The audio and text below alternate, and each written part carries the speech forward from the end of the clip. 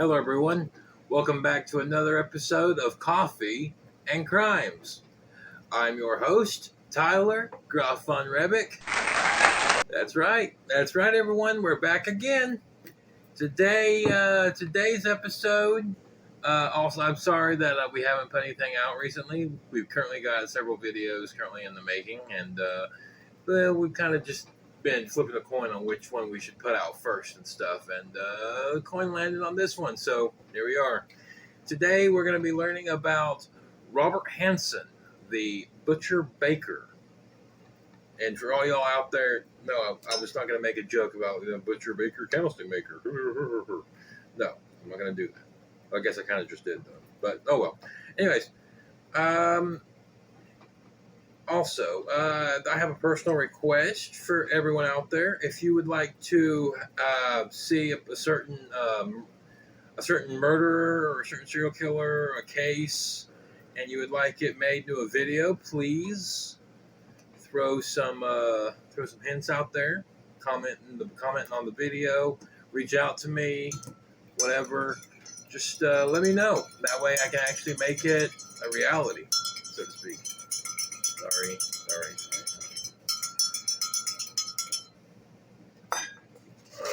Okay. Oh, that's good. That's good shit right there. All right. And so we shall begin. Alaska is a large state, notable for having large frontiers of snow, ice-capped mountains, and a governor that ran for vice president unsuccessfully during Senator John McCain's run for president against Barack Obama. However, this is not coffee and state facts. But do look out on the channel for that channel to show up soon. No, there is not going to be any coffee and state facts. No, thank you. I mean, I'm not saying that wouldn't be awesome, but it wouldn't be awesome. Today, we look into one of the most evil people who ever stepped foot on the snow-covered ground. Today, we look into the vicious serial killer and the all-around bastard, Robert Hansen, the butcher baker. Intro. Robert Christian Boaz Hansen, Boaz, B-O-E-S, Boaz, Hansen came into the world in Esterville, Iowa on February 15, 1939. Robert was the eldest of two children born to Edna Margaret Peterson and Christian Hansen. The family relocated to California 3 years later, but returned in 1949, settling into the town of Pocahontas? Really? Where Hansen's father, Christian, founded a bakery. Robert's father would employ him in the bakery, and this apprenticeship helped Robert gain the great knowledge of the baking business. Robert was plagued with being shy, a crippling stutter, and severe cystic acne that caused him to develop permanent scars. Wow, that sucks. But then again, I mean, how often does that happen? I mean, when I was in school, I had acne and stuff. I didn't have a stutter though. Due to these shortcomings, Robert was not popular in school and began to fantasize about taking out cruel revenge on the attractive girls who ignored his efforts to talk to them. Okay, Robert, damn. I guess he was the quiet kid who sat in the corner drawing in his notebook. Oof. Robert was much of a loner throughout his youth and teen years. He took up hunting and archery to escape the difficult relationship he had with his father, Christian. Christian Hansen, a Danish immigrant, he was Danish? Oh, okay, cool. Well, I mean, it's not cool because you know who he is, but it's Danish. I mean, you know, I'm half Danish too, so I mean that's pretty cool. That's pretty cool. Was domineering and strict towards his family. Hansen enlisted in the Army Reserve in 1957, ultimately serving for a year before his discharge. Later, Robert worked as an assistant instructor at the Pocahontas Police Academy. How weird would that be? Like, I mean, I know it's Pocahontas is like, you know, like just be like a police officer for the Pocahontas Police Department. I'm from the PPD, the Pocahontas Police Department. We sing with all the colors of the wind. Okay, all right. No, that Disney. While there, he met and married a woman in 1960. Her name isn't recorded, but it may have been Carolyn Jean Willis. early crimes.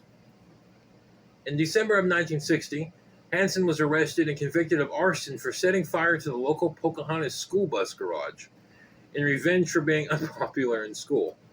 Oh God. Okay, I had moments of times being unpopular in school. I know a lot of people were unpopular in school. Do you really want to set a bus like a school bus barn, like a bus barn on fire and stuff for that kind of thing? I mean, especially when you've been graduated from the school for like 5 years. Like, dang, it's a bit of a grudge there, Robert. He would serve 20 months of a 3-year sentence in Anamosa State Pen. While in prison, Hansen's wife divorced him. Robert was examined by a prison psychiatrist who diagnosed him with manic depression, including schizophrenic episodes. In the diagnosis, it was stated that Robert's personality was infantile, like a child. He was also disturbingly obsessed with getting revenge on people who offended him in even the slightest of ways. Yeah, that bus barn arson. Yeah, I'd say that was a way of getting back at people, especially since I mean, but why would you set the bus barn on fire? Why would you torch the school at all? I mean, I know you were sitting in the corner describing how you were going to kill people and stuff, but I don't understand. Hansen was released, but was often rearrested for petty thefts in the area.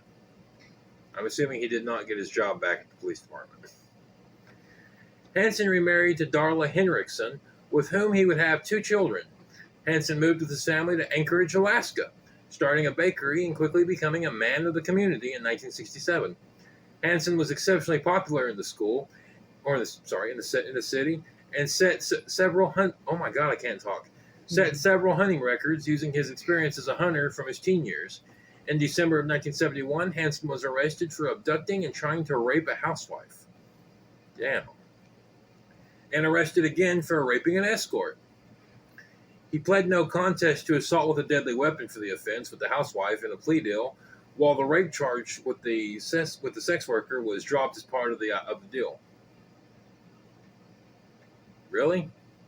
So he pled no contest to using a gun, and somehow managed to get the rape, like the attempted rape and the rape taken off. That's fucked up. Robert was sentenced to 5 years in prison, but only served 6 months due to a work release program. What? How do you only get 5 years? I guess they took the rape. Okay, I guess they took the rape charge off. If the rape charge had been in there, he probably would have gotten like 75 years. In 1976, Hansen pled guilty to larceny for stealing a chainsaw from a Fred Meyer store. And not making a lot of money being a baker, I guess, especially in Alaska. This charge netted him a 5-year sentence with required treatment for manic depression, but ultimately, the state Supreme Court released Robert on time served. Man, this guy is getting away with murder. Well, I guess he's not getting away with murder. He's getting away with rape. Being a fucking psycho. Murders. Hansen began killing in 1971. His preferred MO was to abduct sex workers, which at the time there were many in the Anchorage area, taking them to his home where he would imprison them in the basement, chained to a post. Robert would rape and torture his victim. Oh, God. Then transfer them a day or two later to his bush plane? Why is he stealing chainsaws if he's got a bush plane? Fuck. I guess being a baker does make some money because bush planes are not cheap. I wouldn't think. I mean, like I don't live in Alaska.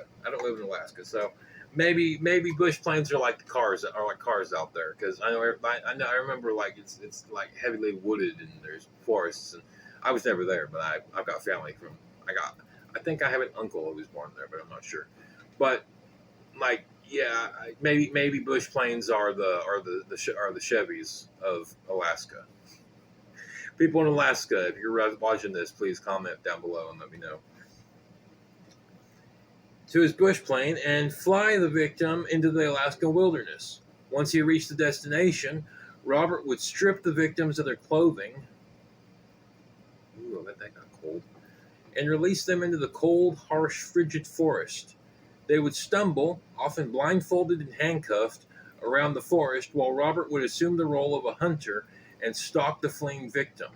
Sometime he would allow them to think they had escaped before he jumped and stabbed them, giving himself a blood trail in the forest. After he had had his fill of fun, Robert would kill his prey with one of his prized hunting rifles and dispose of the body into a shallow grave near the river. Oh my!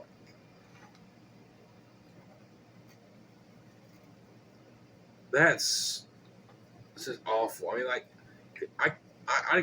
okay, like I can't imagine that. I couldn't imagine. Well, for one thing, I couldn't imagine being nude and barefoot, like in the woods. Like I'm a tenderfoot. Like I step outside on the porch and like I'll easily hurt my foot. But like having to run out in the cold freaking Alaskan forest while some crazy ass guy with a gun is following you.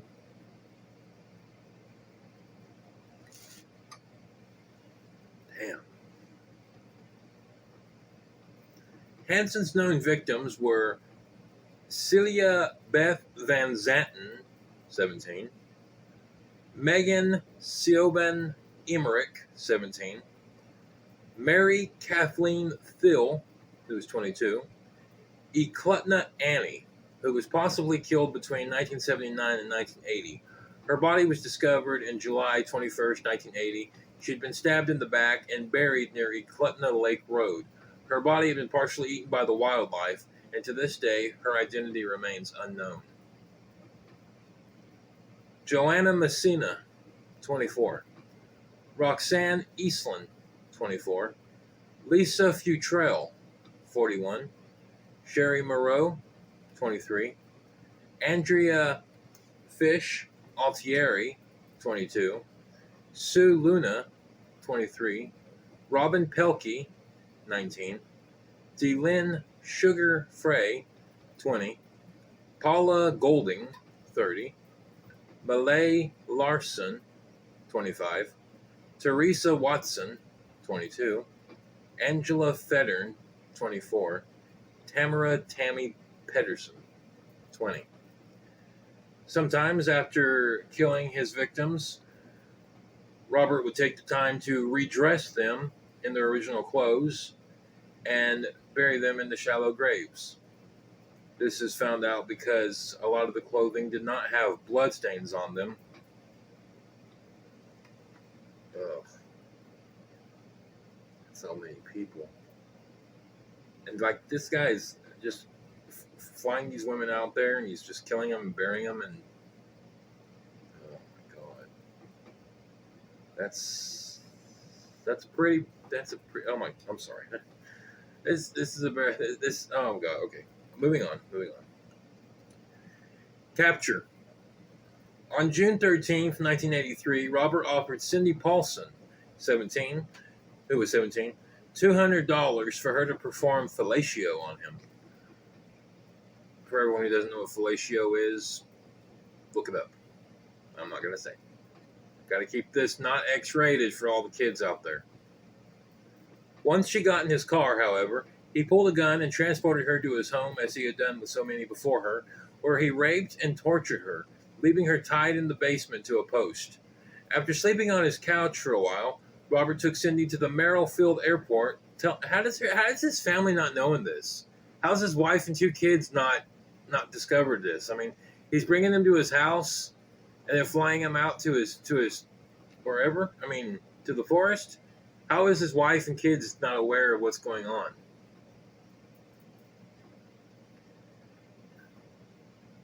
Telling her he intended to take her to his hunting cabin. Paulson crouched down in the back seat, her wrists in front of her in a pair of handcuffs. Immediately, while his back was turned while loading his plane, Paulson leapt out of the back of the car, leaving her shoes under the seat as proof that she had been in the car. She ran barefoot and cuffed 6th Avenue. 6th Avenue. She managed to get picked up by a passing truck driven by Robert Gaunt, who was shocked by her appearance and by the man chasing after her. He drove her to the Mush Inn, where she phoned her boyfriend. Yount went to work and called the police, reporting the situation. The Police arrived at the Mush Inn. Like, I mean, I've seen Balto, and I mean, I know, like, and also Snow Dogs, Cuba Gooding Jr., and that guy, James Coburn. James Coburn. Yeah. When they, when they got their snow dogs out and they're mush, and the dogs going faster. I don't think that's I don't think that's really what they say. But I like that Mush Inn. You know, you might be from Alaska when you stay at a Mush Inn. The police arrived at the Mush Inn and were told Paulson had relocated to the Big Timber Motel. Oh my God, this really is in Alaska. Big Timber Motel? Once the PD officers arrived, they found Paulson alone and handcuffed. Paulson was taken to the headquarters and gave a full description of her attacker and the details that had happened. Hansen was brought in, adamantly denying the accusations and retorting that Paulson was trying to ruin him for not paying her extortion demands. Okay, does he have any proof of that? Extortion demands? The police decided not to consider Hansen, consider Hansen a suspect due to his popularity, his meek behavior, and his baking occupation. Because I guess bakers can't be evil, huh? You know, she survived this man. She did not get taken. She managed to escape. And she goes to the police. And she tells them what's going on. And the police just don't even buy the story. They don't even consider the guy a suspect because he's a baker. And because he's a wimp in appearance. And he's not. Okay. You know what? Alaskan police, I guess they're just like police in other stories, huh? Meanwhile, the Alaska State Troopers had set up a team to investigate the discovery of bodies found around Anchorage, Seward, and the Matanuska Valley. That means nothing to me. I've never been to Alaska. I don't know where any of that is. One of the detectives, Glenn Floth, investigated the bodies and came to the conclusion that they were all murdered by the same person. After contacting noted FBI agent John Douglas, the founder of offender profiling, which you may have seen in great shows like Criminal Minds and that awesome TV show, what's it called? Manhunter, yeah, where they're like investigating the crimes and stuff and building profiles based on like who the killers are and everything. They do some awesome shit on that. I mean, profiling in general and stuff. I know, like offender profiling is pretty awesome. I've read some books about that. Like they can find out the most minuscule details about a person based on how they kill and how they act and what their victims are and everything. That's incredible. Floth was given the following profile by Agent Douglas. The suspect would be the unknown subject. Unsub. Where I sound like the Criminal Minds going on here. The unsub would be a skilled hunter with low self-esteem, a history of rejection by women, and a need to keep trophies of his murders. He also suggested the assailant might have a stutter. See, how would he know that? How would he know he has a stutter, though? I mean, they found bodies out in the forest and stuff. So how would he know that the guy had a stutter? Maybe I'm missing something, but see what I'm saying? That profiling, because he did have a stutter when he was a kid, and that profiling just mind blowing. I mean, mind equals blown. Floth began to use detective Glenn. I'm just gonna call him Glenn. Glenn began to use the profile to investigate potential suspects in and around Alaska, eventually landing on Robert Hansen, who had fit the profile and happened to own a bush plane. Okay, maybe a brush plane. Maybe a brush plane isn't the Chevy of Alaska. I don't know. Maybe it's I don't know. On October 27, 1983, Floth, Glenn, and other officers were granted a warrant to search Hansen's plane, vehicles, and home. They discovered jewelry belonging to the missing women a plethora of firearms in the attic, and a flight chart with 37 X's on it, hidden behind the headboard in Hansen's bedroom. These X's matched the sites where bodies had been found. Uh-oh. That's probably not a good idea, marking your map with X's, bro. Well, not bro. I don't like you, Hansen. I don't like you, Robert. You ain't my bro. Hansen was brought into the department with the evidence piling up in front of him and questioning. Hansen denied all the evidence and insinuations until it became too much, and soon Robert began to blame the women that were murdered to justify his actions and crimes committed. Sicko. Hansen ultimately confessed to each and every item of evidence, stating his reign of terror had started as early as 1971, with his first targets being random women, 16 to 19, but ultimately switched to sex workers because he assumed they wouldn't be missed.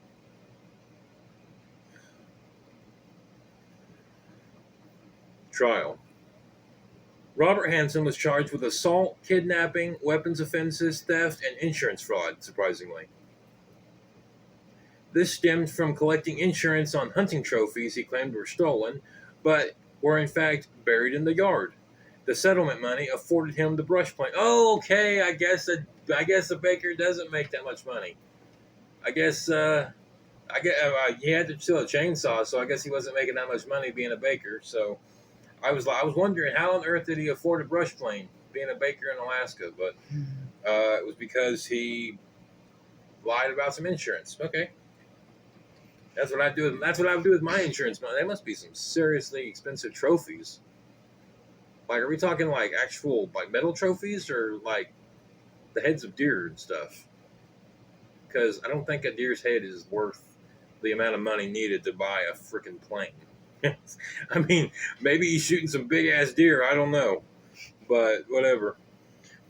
Robert took a plea bargain, pleading guilty to 4 homicides that the police had ballistics and other evidence for, these being of Morrow, Messina, Golding, and Eklutna Annie, while providing details and discovery of other victims, in return for serving in a federal prison and receiving no publicity for his crimes.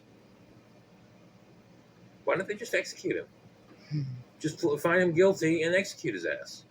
Give him the chair, or the injection, or shoot him, or hang him. I don't know. Does Alaska? I don't know. Does Alaska have? What am I asking? Maybe Alaska doesn't have the death penalty. I don't know. I don't live in Alaska. Hansen proceeded to guide investigators to 17 shallow graves in and all over south central Alaska. 12 being totally unknown to the police. However, there were still marks on the map that he refused to reveal. Okay, so shouldn't that automatically invalidate his deal? If he's not going to reveal the marks, then like I'd be all like, you got to give us everything, Robert, because if you don't give us everything, then we're going to like throw that deal out the window, and you're going to like go to like rapey state prison. These graves are believed to belong to Mary Thill and Megan Emmerich, who Hansen denied killing. All in all, the remains of 12 bodies were dug up and subsequently returned to their families. Robert Christian Bose Hansen was sentenced to 461 years plus life without parole. Why don't you just say life and with life without parole? What the hell is 461 years? No one's going to live that long. Who the hell's going to live for it? That makes no sense to me. Like, you're going to be in there so long, his bone dust is still going to be in the prison cell, and it's still going to show up like at the mess hall and everything. Plus life without parole in prison. He began his sentence first in the penitentiary in Lewisburg, Pennsylvania, PA. Then returned to Alaska and sent to Lemon Creek Correctional Center in Juneau. Later, he was sent to Spring Creek Correctional Center in Seward until 2014, when he was put in the Anchorage Correctional Center for medical purposes. Robert Hansen left the world on August 21st, 2014 at the age of 75 in Anchorage due to natural causes and lingering health conditions. His death was a lot more peaceful than the deaths that he had caused for so many innocent people. Sick bastard. Final notes.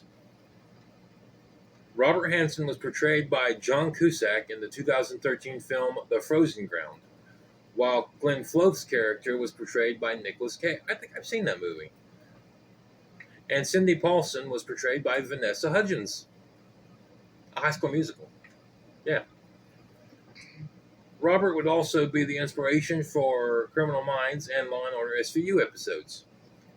Hansen's wife, Darla, eventually divorced him and moved the family to Arkansas to save her children from being bullied for who their father is. She now teaches in Russia. Cindy Paulson left Anchorage, returning to sex work shortly after the case. Her current whereabouts are unknown, but it is believed she is now married and has children, possibly living in the lower 48. 48 what? Oh, 48 states. Because Alaska and Hawaii, lower 48. That'd be the lower 49 because they aren't Hawaii and like United States on the same like time zone. I don't know. Glenn Floth continued with the Alaskan State Troopers until he retired. Robin Pelkey, who Hansen murdered in 1983, was originally unidentified until 2021 due to forensic genealogy. Her identification before that date was Horseshoe Harriet. This was a rather short episode, everyone. But this was a pretty grim episode as well. This guy was fucking awful. And I think the next episode is going to be on something a little lighter, a little nicer. Something, well, not nicer, but something more, I don't know, not involving the death of so many innocent people. Maybe. Well, thank you all for watching. I'm Tyler Rebick, Tyler Groffon Rebick. So, it's like 1:45 in the morning here, so I'm kind of falling asleep. But thanks for watching, and I'll see you next time.